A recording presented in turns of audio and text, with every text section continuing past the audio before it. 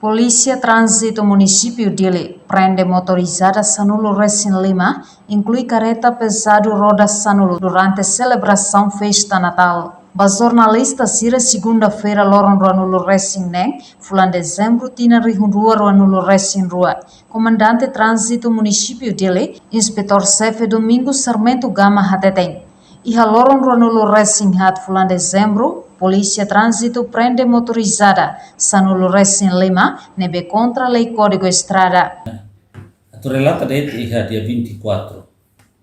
Loro no cala, parte trânsito, quando a infração se renova, que te prende, ou se a comunidade se renova, que viola regras Lei Código Estrada, e te prende a muito transporte, a muito Sanulo Racing Lima. E entre Sanulo Racing Lima, né, motorizada Sanulo Racing Rua, carreta bot ou carreta pesado, roda Sanulo, tolo. Carreta pesado, né, mas viola a regra, não é maka.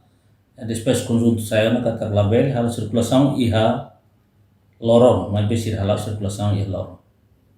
Nem kita nem membro sire treino prende.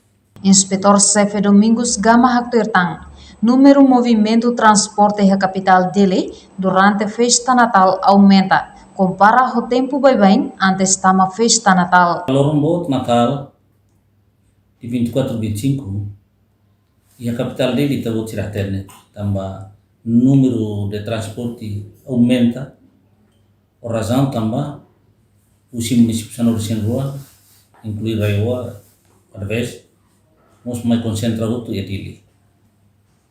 Então interreba número movimento de transporte né, bel compara antes de Lorombot Natal, bel compara dengan número aumenta, Reportagem Beatriz Belo, Ada Xaviera Televisão Timor Post.